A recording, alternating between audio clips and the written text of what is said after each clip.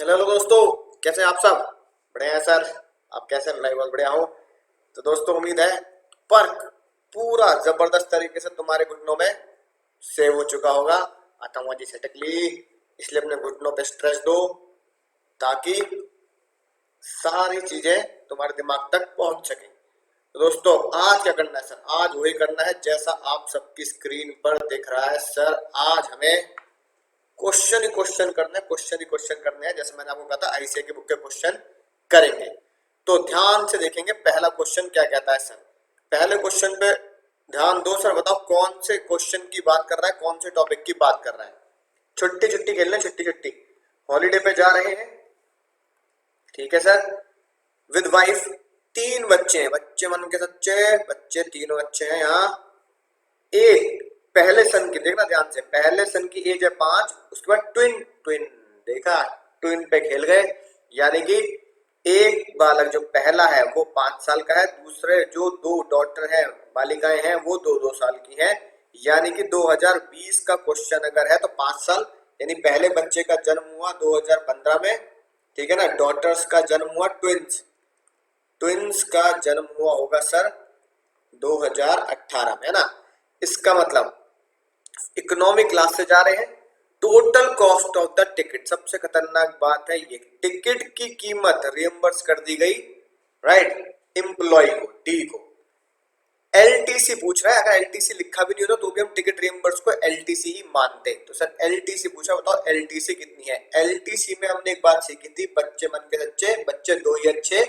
1 अक्टूबर 1998 के बाद, राइट, 1 अक्टूबर 1998 के बाद बच्चे मन के सच्चे, बच्चे दो ही अच्छे, ठीक है सर। ये हमने सीखा था। यानी कि दो बच्चों की ही एग्जम्पशन मिलनी है अगर 98 के बाद बच्चों का जन्म हुआ है, ठीक है दोस्तों। अब बात आती है सर, अब बात आती है कि 98 के बाद यहाँ दो बच्चों का ही नहीं, तीन बच्चों का जन्म हुआ है, तो इनमें से दो बच्चों की एग्जम्पशन मिलेगी। सुनना ध्यान से। तो पहला, जो पहले बच्चे की एग्जम्पशन है वो तो 5 साल का है, उसकी एग्जम्पशन तो मिल गई, यानी फर्स्ट चाइल्ड तो अलाउड है सर, उसकी एग्जम्पशन मिल गई। दो बच्चों में जब सेकंड बच्चे की बात आएंगे तो सेकंड टाइम में जो बच्चे हैं वो ट्विंस हैं। और हम ये पहले भी बात पढ़ चुके हैं, अगर फर्स्ट बर्थ के बाद सेकंड ट्विंस होते हैं तो दोनों को लड़वाना नहीं आपस में, पापा को मेरी माफी मिलेगी, पापा को तेरी नहीं मिलेगी, पापा को मेरी माफी मिलेगी, है कि नहीं बात। तो फाइनेंस मिनिस्टर कहते हैं दोनों बच्चों की माफी मिलेगी, यानी सेकंड टाइम पे दो हो तीन हो, राइट, ऑल बच्चे आर एग्जेम्प्ट, सारे बच्चे एग्जेम्प्ट है। इसका मतलब ये ट्विंस की वजह से तीनों बच्चों की माफी मिलेगी, राइट। तो मम्मी पापा, है ना, और बच्चे यानी मियाँ बीवी बच्चों सहित एग्जेम्प्ट है, एमबीबीएस या माफ होने वाले हैं। देखो सॉल्यूशन में यही लिखी है बात, शानदार तरीके से। Mister D avail examination of his all 3 children. क्यों?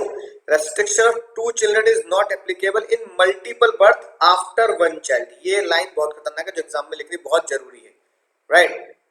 तो इकोनॉमिक क्लास से फॉलो किया है, यानी इकोनॉमिक क्लास से फेयर मिला है आपको, तो इकोनॉमिक क्लास तो हमारी एग्जेम्प्ट होती है, इसलिए जितना भी रिइंबर्समेंट है, रिइंबर्समेंट क्या होता है, पर की होता है, वो पूरा एग्जेम्प्ट होगा। मजा आएगा सर। अगला क्वेश्चन देखो क्या बोलता है।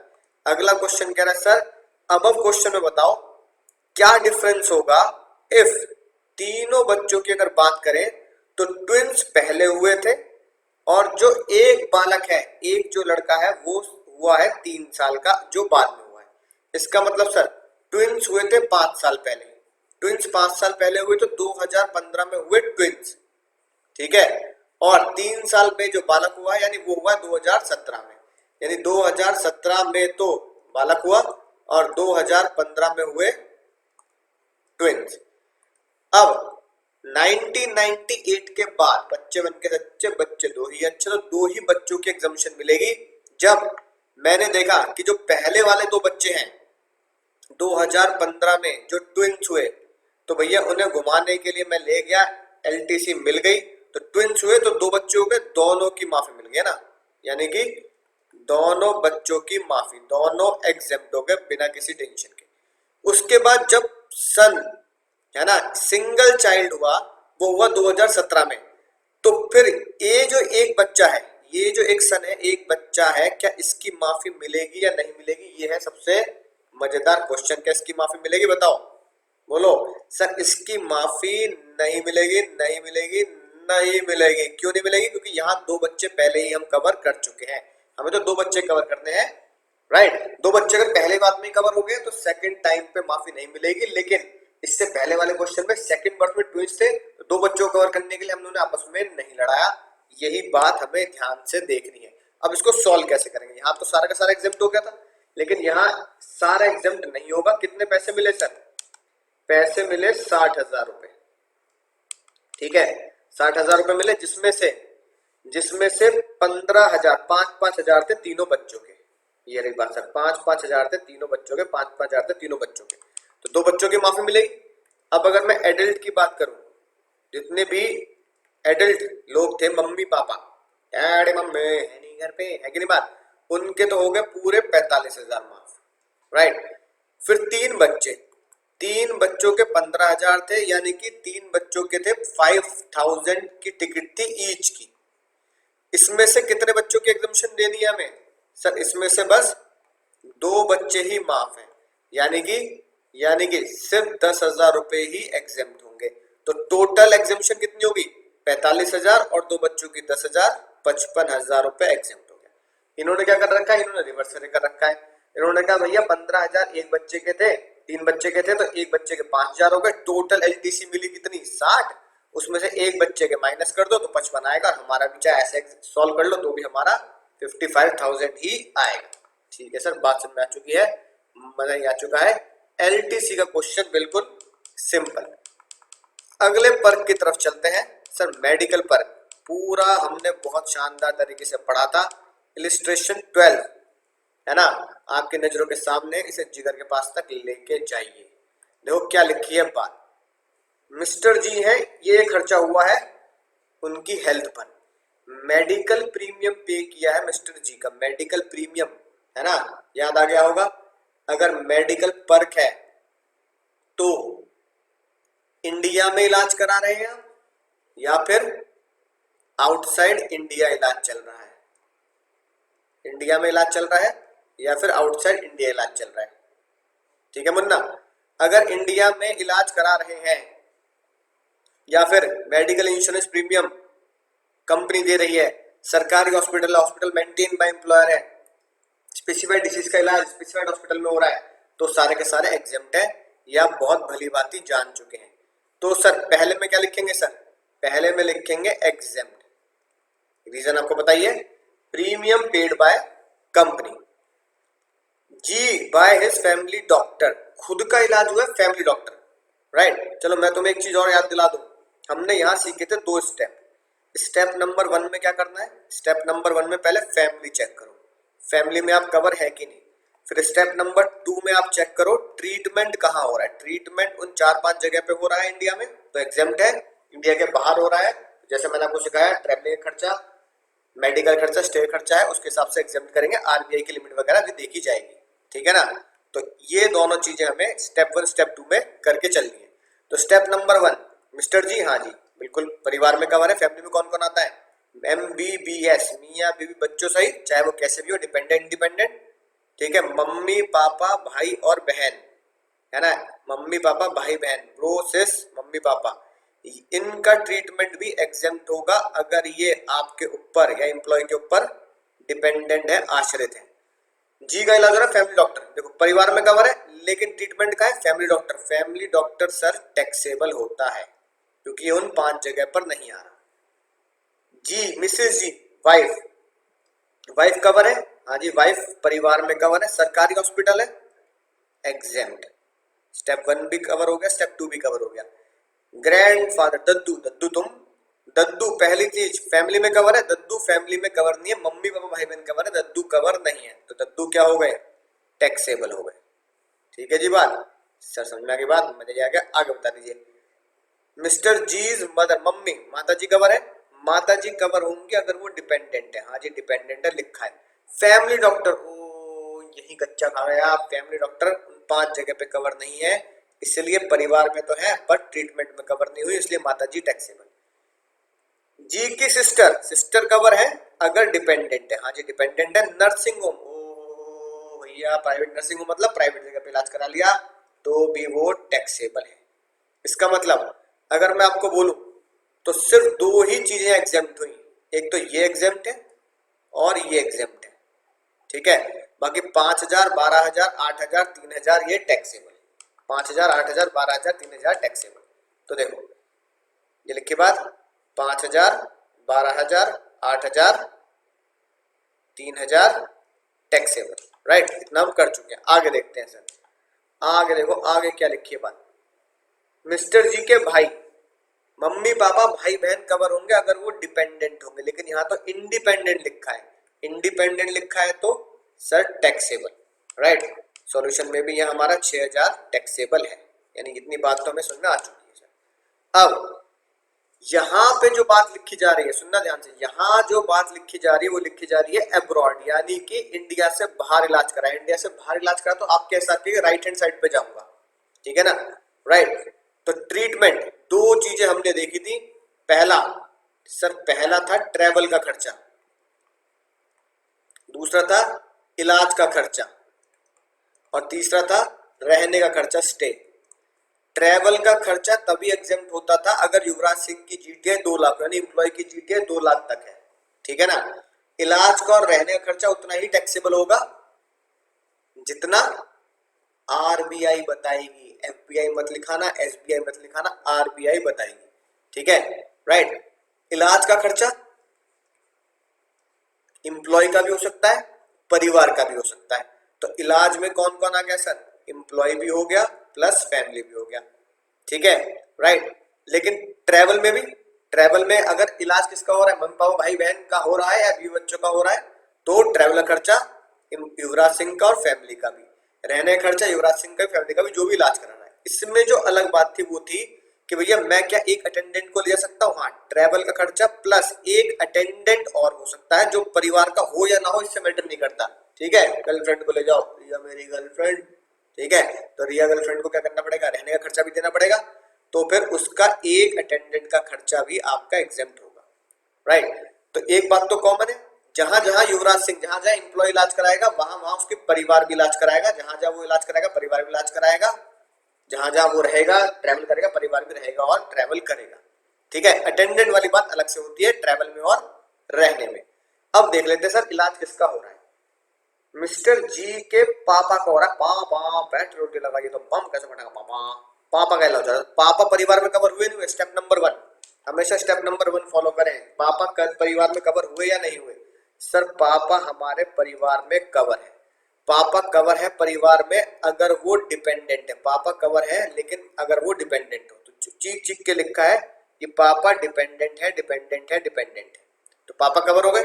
स्टेप नंबर 2, स्टेप नंबर 2 में क्या देखेंगे, ट्रीटमेंट कहाँ हो रहा है, ट्रीटमेंट अब्रॉड में हो रहा है पिताजी का, तो ये दोनों बातें, ये तीनों, ये जो बॉक्स बना रहा हूं, ये तीनों बातें पिताजी के लिए ही लिखी गई है, राइट। तो पिताजी का ट्रीटमेंट हुआ, इलाज हुआ 50,000, तो इलाज के कितने हुए सर, 50,000, ठीक है। स्टे, पिताजी वहां रहे भी तो रहने का भी खर्चा हुआ 30,000, तो 50,000 इलाज का खर्चा, रहने का खर्चा 30,000, टोटल खर्चा कितना हुआ, यानी कि ट्रैवल का खर्चा इस क्वेश्चन में दिया ही नहीं है, राइट। तो टोटल खर्चा कितना हो गया सर, टोटल हो गया खर्चा पिताजी के ऊपर 80,000। आरबीआई की लिमिट चेक करनी पड़ेगी, क्योंकि हमने क्या पढ़ा है, क्योंकि हमने पढ़ा है यहाँ पर हमें क्या देखनी पड़ेगी, आरबीआई की लिमिट देखनी पड़ेगी सर, ठीक है। इस केस में आरबीआई की लिमिट देखनी पड़ती है कि नहीं बात, इस केस में आरबीआई की लिमिट देखनी पड़ती है, ट्रेवल में हमें जीटीआई देखनी पड़ती है। तो आरबीआई की लिमिट कितनी है, 75,000, यानी आरबीआई कहती है इस इलाज का खर्चा विदेश में जाके कराओगे तो मुन्ना 75,000 रुपए खर्च होने चाहिए, तुमने कर दी 80,000, जितने एक्स्ट्रा कर दिए तुम्हारी कंपनी ने तुम्हारे लिए वो होंगे टैक्सेबल, तो 5,000 टैक्सेबल। तो देखो ये बात लिखी है, सरकारी हॉस्पिटल ऊपर एग्जेम्प्ट है, ये रही बात। 50,000 रहने का, ट्रीटमेंट का खर्चा, स्टे का खर्चा 30, 80, 75 और ये 5,000। बिल्कुल इस तरीके प्रेजेंटेशन बिल्कुल ऐसे ही करनी है, सॉल्यूशन लिखेंगे एग्जाम में। कंप्यूटेशन ऑफ टैक्सेबल पर in the hands of mister G, बिल्कुल डिट्टो है ना। ये इनर कॉलम हो गया, ये हमारा आउटर कॉलम हो गया, ये हमारा इनर कॉलम हो गया, ये मेन है जहां पे हम टैक्सेबल अमाउंट लिखते हैं।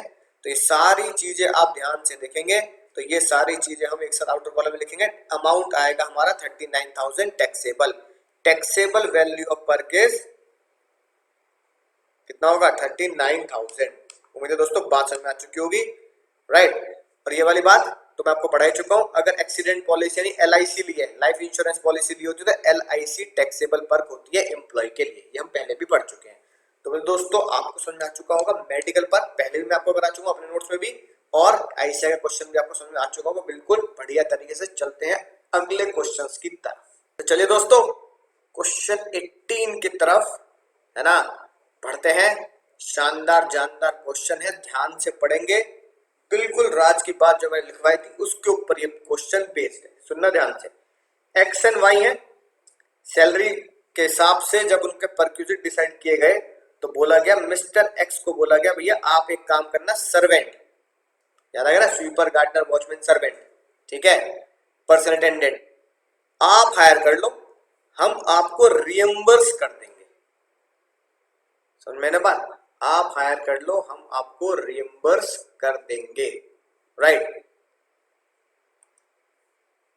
दूसरे क्वेश्चन में क्या कहा गया, ठीक है, वाई को बोला गया कि कोई रियम्बर्समेंट नहीं है, सीधा सर्वेंट जो है आपके सैलरी का पैकेज है, यानी कि कौन दे रहा है, direct payment provided by company, direct पे बाय कंपनी। तो क्वेश्चन आपसे पूछ रहा है कि टैक्सेबिलिटी पर आप कमेंट करें। तो भैया ये वही राज की बात है जो मैंने आपको समझाई। पहले तो gas, electricity, water, sweeper, gardener, attendant, मालिका का ये सब क्या है, खास पर्क है, खास पर्क। तो भैया ये वो पर्क है जो हमने खास पर्क के तौर पर, खास एम्प्लॉय के पर्क के तौर पर पढ़े। तो खास पर्क में हमने एक बहुत ही खतरनाक बात सीखी थी, सर क्या अगर वो पर्क डायरेक्ट कंपनी पे कर रही है, डायरेक्ट बाय कंपनी है, कंपनी उसके पैसे दे रही है, कंपनी आपके घर पे दे रही है ना, आपको जेब से कुछ नहीं देना, तो वो टैक्सेबल होती है only and only for, taxable only for specified employee. और अगर उसी पर्क को रियम्बर्स किया जाता है, उसी पर्क को रियम्बर्स किया जाता है तो वो टैक्सेबल होता है सभी एम्प्लॉय के लिए, taxable for all is well, all employ. तो बस यही जो बात हमने पढ़ी है मुन्ना, यही एग्जाम में लिख के आनी है बिना टेंशन के। तो देखो ये लिखी है बात, इन केस ऑफ मिस्टर एक्स जो पहले खुद पे कर रहे हैं फिर कंपनी रियम्बर्स कर रही है, ठीक है ना, राइट। परक्यूट विल बी कवर्ड, जो परक्यूजिट्स जो इस टॉपिक में कवर है, यानी खास पर्क में जो कवर है, आप सेक्शन 17 सबसेक्शन 2 लिख देना, कोई दिक्कत वाली बात नहीं। Taxable in the hands of mister x, this taxable in the case of all employ, ये सभी के लिए होती है, समझ आ गया। और अगर मिस्टर एक्स के अलावा अगर हम बात करते हैं वाई की, तो वाई को सीधा डायरेक्ट पेमेंट की गई है कंपनी के द्वारा, ठीक है ना, taxable only and only in case of specified employee. और यहाँ पे दोनों के दोनों क्या है, who are not specified employee, यानी वो सिर्फ स्पेसिफाइड एम्प्लॉय के लिए टैक्सेबल होगा। इसका मतलब no perk in the hands of mister Y, Y के लिए पर्क नहीं बनेगा। तो इस क्वेश्चन पे चार तार लगाएंगे बहुत ही शानदार जानदार तरीके से। तो चलिए दोस्तों इलिस्ट्रेशन 20 पे पहुंच चुके हैं हम, है ना। उम्मीद है सारी इलिस्ट्रेशन आप कर चुके होंगे, बात समझ में आ चुकी होगी। अब देखते हैं क्या करना है। डोमेस्टिक सर्वेंट, ठीक है, फिर से वही कहानी, एक राजा एक रानी है, सर्वेंट उसने खुद रखा है, तब बताओ पर क्या होगा, रियम्बर्समेंट हुआ है।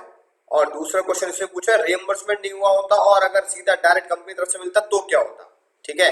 तो 1500 पर मंथ, अगर रियम्बर्समेंट मिला है तो 1500 पर मंथ, यानी 1500 इंटू 12, 18,000 रुपए रियम्बर्समेंट के केस में taxable for all employ, taxable for all employ.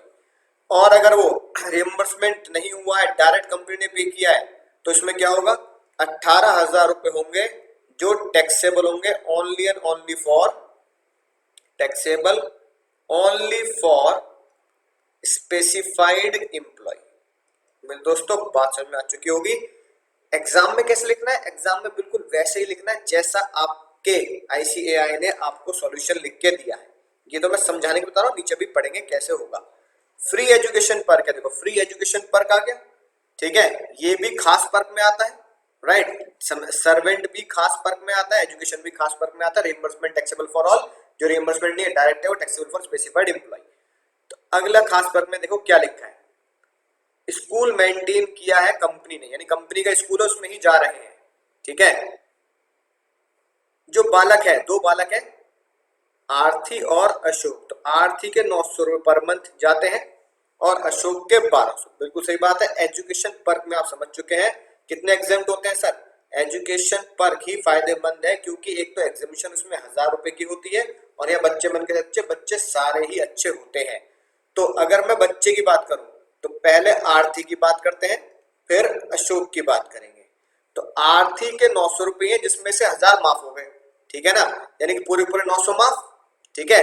तो एग्जामिशन कितनी होती है, अमाउंट रिसीव्ड 900 और 1000 विच एवर इज लेस, तो 900 मिले, 900 के 900 ही क्या हो गए, एग्जेम्प्ट हो गए। तो आरती का पर कितना हो गया, आरती के परक्विजिट वैल्यू होगी उसके पिताजी के लिए निल। लेकिन अशोक के 1200 रुपए हैं, तो 1200 रुपए में से 1000 रुपए की एग्जामिशन मिल जाएगी, कितने बचेंगे सर, सर बचेंगे 200 रुपए। तो अशोक के पर जो आउटर कॉलम में लिखे जाएंगे वो लिखे जाएंगे सर 2400 रुपए, 2400 रुपए टैक्सेबल होंगे। उम्मीद है बात समझ में आ चुकी होगी, राइट। कोई भी अमाउंट रिकवर नहीं किया गया है, इसके बाद अगर रिकवर किया जाता तो 2400 में से उतना अमाउंट घटा देते, राइट। और एक बात मैं आपको हमेशा से कह चुका हूं कि सैलरी हेड में कभी भी कोई भी अमाउंट नेगेटिव में नहीं आता है, नेगेटिव अमाउंट का मतलब होता है निल। हाँ सर याद आ गई बात, कभी भी नेगेटिव चाहे किसी भी हालत में, ठीक है ना, माइनस करने के बाद मान लो यहाँ 2400 आया, उससे रिकवर कर ली हमने 3, तो नेगेटिव अगर अमाउंट आ रहा है तो नेगेटिव को निल लिखना है।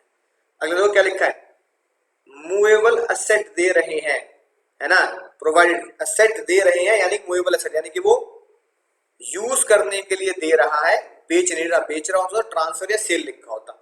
तो यूज में क्या होता है, यूज में तो बताइए, कंप्यूटर लैपटॉप, मेरे दिल ले गई है कमो की डर, कमो के ऊपर वाले पर्क में पर्क नंबर 7 पे अगर आप जाएंगे तो आपको पता लगेगा यूज ऑफ असेट में हमने पढ़ा था कंप्यूटर लैपटॉप है तो कोई पर्क नहीं है क्योंकि वो पर्सनल बेनिफिट नहीं है, इसके अलावा कुछ और चीजें तो 10% ऑफ एक्चुअल कॉस्ट, सर याद आ गई बात। तो यहाँ टेलीविजन मिल रहा है, रेफ्रिजरेटर मिल रहा है, एसी मिल रहा है, तीनों की कॉस्ट है 1,10,000। तो यहाँ कंप्यूटर नहीं है तो बाकी चीजों के लिए 10% ऑफ एक्चुअल कॉस्ट, यानी कि 10% ऑफ 1,10,000 इजिकल टू 11,000, 11,000 रुपए यहाँ टैक्सेबल होंगे, ठीक है सर।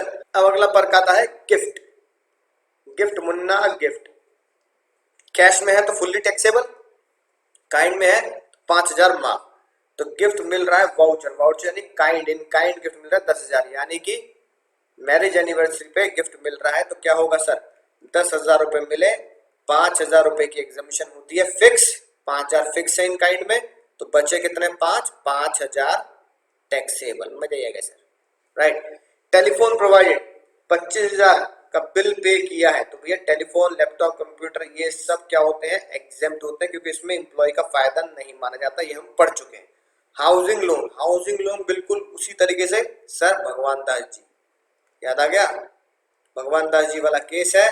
हर महीने के एंड में क्या देखेंगे, अमाउंट देखेंगे, 6 लाख रुपए है, ये कब लिया, अप्रैल में ले लिया बताओ, और 12,000 रुपए पर मंथ हम पे कर देते हैं on 5th of each month, यानी कि अप्रैल एंड में पहले हम देंगे 30 अप्रैल, फिर 31 मई, जून, हर महीने के एंड में देखेंगे 12-12 हजार घटाते जाएंगे, ठीक है।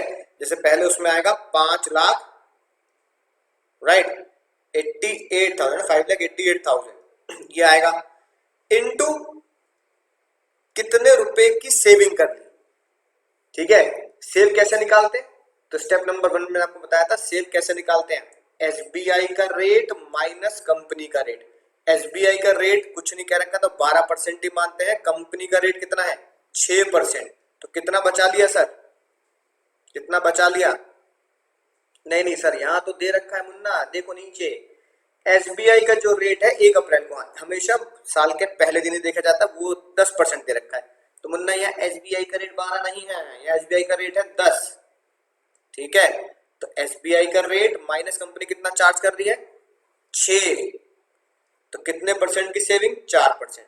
तो जो भी अमाउंट महीने के एंड में निकल के आएगा इंटू 4% इंटू 1/12 हर महीने करते जाएंगे और हर महीने का अमाउंट 12 से घटता जाएगा। ठीक है, राइट। तो देखो चलो पहले ये दिखा देता हूँ, फिर ऊपर पढ़ लेंगे सारी बातें कैसे एग्जाम में लिखनी है। ठीक है, ये वाली बात बिल्कुल वैसे ही लिखेंगे एग्जाम में, बिल्कुल डिट्टो यही प्रेजेंटेशन और यही नोटिंग करके आनी है। इंटरेस्ट फ्री और कंसेशन रेट अगर लोन मिलता है, ठीक है, एम्प्लॉयर प्रोवाइड करता है, तो कितना अमाउंट टैक्सेबल होता है। एसबीआई का रेट देखते हैं फर्स्ट डे यानी 1 अप्रैल का रेट देखते हैं, और हर महीने अमाउंट घटाने के बाद जो मैक्सिमम आउटस्टैंडिंग बैलेंस बचता है ना, वो ही टैक्सेबल होता है। फिर क्या किया, परक्यूजिट्स वैल्यू कितनी आई 4%, कितने बचा लिए 4%। देखो अप्रैल मई जून जुलाई सितंबर अक्टूबर पूरा आ गया 588, 12,000 घटाते जाओ, 12,000 घटा, 12,000 घटा के यहाँ आ गई वैल्यू। और फिर हर महीने में क्या कर रहा हूँ, जो मैंने जैसे मैंने ऊपर किया 588 इंटू 4% इंटू 1/12, ठीक है, फिर 576 इंटू 4% इंटू 1/12, 4% इंटू 1/12, इस सभी अमाउंट को 4% इंटू 1/12 करते जाएंगे, क्योंकि हर महीने के एंड में इतना अमाउंट बचता 12,000 घटाने के बाद, और ये मेरा टैक्सेबल वर्क आ जाएगा। ठीक है सर, बात समझ में आ गई। ये तो हो गया इंटरेस्ट फ्री पर। फिर आते हैं सर अगले पर अभी अभी जो मैंने तुम्हें बताया टेलीफोन क्या होता है, टैक्स फ्री।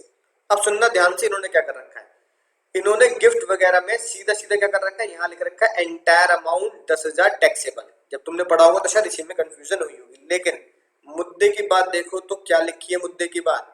आप चाहे तो दूसरा सॉल्यूशन भी कर सकते हैं, एग्जाम में गलत नहीं होगा। Alternate is possible on that excess of 5,000, क्योंकि 5,000 तो एग्जेम्प्ट है, तो वही टैक्सेबल होंगे जो 5,000 से ऊपर होंगे। तो 5,000 से ऊपर कितने मिले, 5,000 ही मिले, 5,000 टैक्सेबल।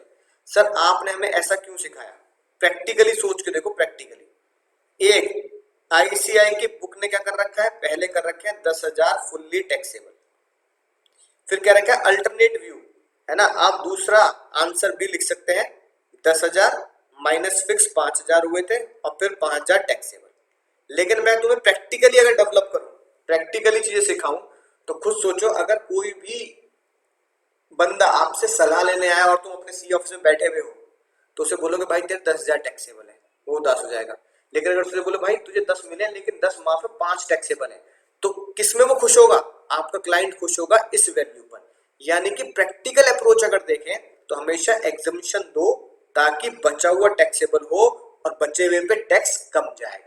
तो प्रैक्टिकल लाइफ में जब हम ऑफिस में काम करते हैं, तो कोई भी क्लाइंट आता है, सैलरीड एम्प्लॉयड आता है, वो कहता है कंपनी से गिफ्ट मिला है, तो हम उसे कभी ये नहीं बोलते जितना मिले टैक्सेबल, बात खत्म, चलो जाओ यहाँ से। नहीं, हम बोलते मुन्ना हम एग्जामिशन दिलवाएंगे, हम काम करवाएंगे पूरा, टेंशन वाली कोई बात नहीं, तभी तो फीस बनेगी अपनी। हम उसे क्या बोलेंगे, देख 5,000 माफ करवा देंगे तेरे। हम क्या माफ करवाएंगे, होता तो माफ खुद ही है ना लॉ में, लेकिन हम बोलते ऐसा 5,000 माफ करवा देंगे, चिंता मत कर, बात कर लेंगे फाइनेंस मिनिस्टर से। ठीक है, तो इसलिए अल्टरनेट व्यू मैंने आपको सिखाई, ये एग्जाम में लिख के। फिर हमने पढ़ा sir 10% of actual cost taxable होता है। ये सारी बातें आप लिख के आएंगे एग्जाम में नोट में, है ना। अब देखो यही बात यहाँ है, एजुकेशन इंस्टीट्यूट अगर कंपनी ने ओन कर रखा है तो 1,000 माफ होता है, उससे ऊपर टैक्सेबल होता है। यहाँ पे इन्होंने क्या कर रखा है, यहाँ पे इन्होंने पूरा का पूरा, ठीक है ना भाई, जो उसकी बेटी है, बेटी के तो कुछ भी टैक्सेबल नहीं हो क्योंकि वो 1,000 से ऊपर है ही नहीं, ये भी हमने माना। लेकिन जो अशोक है, अशोक के बारे में देखो क्या कर रखा है, अशोक के बारे में फुल्ली टैक्सेबल कर रखा है। उन्होंने क्या कर रखा है, 1200 इंटू 12। हमने क्या किया, हमने किया सर 1200 में से 1,000 की माफी देंगे, बचेंगे 200, 200 इंटू 12, 2,400 टैक्सेबल किए। अब फिर से सोचो प्रैक्टिकल लाइफ में एक एम्प्लॉय आया आपके ऑफिस में, ठीक है, आपसे सलाह मांगने, भैया ऐसे ऐसे हो रहा है, बच्चे की फीस के पैसे सीधा कंपनी दे रही है ना, ऐसा हो गया वैसा हो गया, बताओ क्या करें। क्या करोगे, उससे बोल दोगे पूरे के पूरे मुन्ना 1200 इंटू राइट 12, 14,400 टैक्सेबल होंगे, चलो निकला 14,400 टैक्सेबल है, बताओ, है ना। कंपनी पैसे पे कर रहे हो, उसके बाद भी टैक्स बचाने की सोच रहे हो, कहोगे नहीं, उससे क्या बोलोगे, आ आ बैठ, आ बैठ बगल बैठ, बैठ पानी वानी बैठ, भैया एक काम करते हैं, मैं बात कर लूंगा फाइनेंस मिनिस्टर से, 1,000 माफ करवा देता हूँ, और बता कितने टैक्सेबल होंगे, 200 ही तो बचे, 2,400 पे टैक्स देना, 2,400 भी देने नहीं है, 2400 आउटर कॉलम में लिखने हैं, तो 2400 सीधा आउटर कॉलम में लिख देना, जो भी बाकी इनकम के साथ जोड़ जाड़ के होगा तो 2400 के ऊपर टैक्स लगेगा। 14,400 पे तो नहीं लग रहा ना, बात कर लूंगा मैं। तो प्रैक्टिकल लाइफ में तो ऐसे ही बोला जाता है अपने क्लाइंट से, बात कर लूंगा, है कि नहीं बात। तो प्रैक्टिकली क्या बताओगे, प्रैक्टिकल तो ये बताओगे ना 1000 की माफी है। अब देखो यही बात बुक में लिखी है, बुक में भी खुद कह रहा है आईसीआई कि अगर तुम ये वाला आंसर लिख के आओगे जो सर ने बताया है वो भी ठीक है, कोई दिक्कत वाली बात नहीं है। 1000 रुपए की माफी दे दो तो 2400 ही टैक्सेबल होंगे, तो हम तो यही लिख के आएंगे ना, क्योंकि प्रैक्टिकल लाइफ में इसी से क्लाइंट को फायदा होगा। समझ चुके हो बात, ठीक है, तो कोई टेंशन वाली बात नहीं, ये बात हम समझ चुके हैं पहले भी। डोमेस्टिक सर्वेंट में अगर रिएम्बर्समेंट होता है तो टैक्सेबल होता है सभी इंप्लॉय के लिए, और अगर इंप्लॉय रिएम्बर्समेंट नहीं ले रहा है, खास पर्क वाले रिएम्बर्समेंट डायरेक्ट कंपनी पे कर रही है, तो टैक्सेबल होगा ओनली, क्या लिखा है, only and only in case of specified employee. Value तो उतनी ही रहेगी 18,000 रुपए। उम्मीद है दोस्तों बात समझ में आ चुकी होगी शानदार जानदार तरीके से। सर मजा ही आ गया। और बताइए सर और कौन सा पर्क है, अगले पर्क की तरफ चलते हैं। अगला पर्क ये हमने पढ़ा था सर किसका, इलिस्ट्रेशन 21 जो है आपकी कौन सी है, स्वेट इक्विटी शेयर, ये हम आपके नोट्स में ही दे चुके हैं, वहां पे आप इसको पढ़ चुके हैं बढ़िया तरीके से, सेम है। अब आती है सर अगली इलिस्ट्रेशन 22, बहुत ही शानदार, छोटी सी जल्दी हो जाएगी। पहला पॉइंट देखो क्या लिखा है, एक्स लिमिटेड है, मिस्टर वाई को ये पर्क देते हैं, accommodation taken on lease, accommodation मिल रहा है जो कंपनी ने खुद किराए पे दिया है, यानी कि HRA नहीं है, RFA आ गया सर, RFA में भी कंपनी ने किराए पे लेके दिया, कैसे पहचानते हैं, रेंट पेड बाय कंपनी अगर दे रखा है, रेंट बोल तो लीज पेड बाय कंपनी या रेंट पेड बाय कंपनी दे रखा है, तो वो राइट हैंड साइड से सॉल्व होगा, राइट हैंड साइड से। तो भैया याद आ गया होगा, राइट हैंड साइड से हम सॉल्व करते थे और टैक्सेबिलिटी आती थी 15% ऑफ सैलरी और rent paid by company which ever is less, जो भी आता था वो सीधा टैक्सेबल हो जाता था, ये बात आप पहले से ही जानते हैं, राइट। सैलरी का मतलब आपको पता ही है क्या होता है, basic DA, commission, bonus, all taxable allowances, right, monetary payment, ये सारी चीजें क्या होती थी, टैक्सेबल की जाती थी एज अ सैलरी, है ना, ये सैलरी का मतलब होता था। डीए कौन सा, परसेंटेज वाला, लेकिन कमीशन एनी, हाँ सर याद आ गया। तो बस जो भी वैल्यू निकल के आएगी, विच जो भी वैल्यू निकल के आएगी उसमें से क्या माइनस कर देंगे, जितना अमाउंट रिएम्बर्स कर देंगे, 5,000 रुपए, ठीक है। तो उम्मीद है बिल्कुल सिंपल क्वेश्चन है, आप निकाल ही लेंगे। तो देखो ये लिख रखा है 15% ऑफ सैलरी ही निकालना है, सैलरी का मतलब basic, DA percentage, commission percentage plus all taxable allowance plus any monetary payment, जैसे लीव एनकैशमेंट अगर मैंने क्या कर लिया, एनकैश करा लिया, तो यही सारी चीजें आपको यहाँ पर निकालनी है, राइट, ठीक है, बात समझ में आ चुकी है। तो लीज कितनी है, 15,000 रुपए पर मंथ, और साथ में आप, ठीक है, 15% ऑफ सैलरी, सैलरी कितनी दे रखी है इस क्वेश्चन में सर, 10 लाख रुपए दे रखी है, विच एवरेज लेस क्या हो गया सर, 1.5 लाख रुपए टैक्सेबल हो गया। उम्मीद है बात समझ में आ चुकी होगी, क्योंकि बेसिक डीए, कमीशन, बोनस सीधा कुछ ही दे रखा, सीधा दे रखा assuming salary for the perquisite value, यानी अज्यूम कर लो सैलरी जो है परक्विजिट आरएफए के लिए 10 लाख है, यानी basic DA, commission, any all taxable allowance, ये सब जोड़ जाड़ के 10 लाख है, तो सीधा निकाल दिया सर। फिर आता है फर्नीचर, फर्नीचर भी क्या कर रखा है कंपनी ने फर्नीचर हायर कर रखा है, किराए पे लेके दिया है, किराया कितना, 3,000 पर मंथ, कोई भी अमाउंट रिकवर नहीं किया गया, रिकवर तो माइनस कर देते, तो सीधा क्या लिख दो, सीधा आ जाएगा 3,000 इंटू 12, 36,000 रुपए आउटर कॉलम में, ठीक है सर, मजा आ जाएगा। कार, अब बताओ कार के बारे में गलती मत करना, चाचा जी की कहानी याद आ गई होगी तुम्हें कार के बारे में। सबसे पहले छोटी कार है, 12 सीसी बोले तो छोटी कार, ओन्ड बाय कंपनी, यानी कंपनी कार है, अपने एसआरके के लेफ्ट हैंड साइड से सॉल्व होगा। बोथ पर्पस, बोथ बोले तो मिक्स यूज कर रहा है वो, ऑफिस के लिए भी और पर्सनल के लिए भी। मेंटेनेंस कौन दे रहा है, कंपनी दे रही है, यानी स्टेप बाय स्टेप कंपनी की कार, याद आ गया। स्टेप नंबर 2 सबसे कोने वाला मिक्स पर्पस, याद आ गया। फिर उसके बाद पेट्रोल या डीजल या मेंटेनेंस कौन कर रहा है, कंपनी कर रही है, ठीक है, याद आ गया होगा। उसके बाद छोटी कार है या बड़ी कार है, सर छोटी कार है, छोटी कार है तो 1800 इंटू 12 सीधा आउटर कॉलम में टैक्सेबल होगा। एक्चुअल अमाउंट जो कुछ भी दे रखा होगा उसका कोई लेना देना नहीं है। ठीक है सर, बात समझ में आ चुकी है। 10,000 रुपए बर्थडे पे कंपनी काइंड में वाउचर में गिफ्ट दे रही है, तो 10,000 में से 5,000 माइनस करेंगे, 5,000 आउटर कॉलम में आएगा। तो देखो यही बातें लिखी है साफ साफ। क्या लिखा है सर, पहले आरएफए निकाला, विच क्या आया 1,50,000, right. Rent paid by company और 15% ऑफ सैलरी, विच जितना रिकवर कर लिया 5,000 इंटू 12 ये, तो आरएफए टैक्सेबल हुआ 90,000।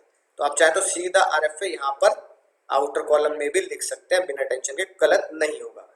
फिर फर्नीचर मिल रहा है 3,000 इंटू 12 36,000। तो यहाँ पे इन्होंने क्या किया, 90 और 36 को ऐड करके लिखा। आप चाहे तो 90 अलग और 36 अलग लिख सकते हो, कोई टेंशन वाली बात नहीं, ऐड करके लिख दो तो भी कोई दिक्कत नहीं। ठीक है, जो मैंने बताया बिल्कुल सेम कहानी लिख के आनी है, नीचे कंपनी कार है ऐसा वैसा, तो सीधा 1800 इंटू 12, राइट।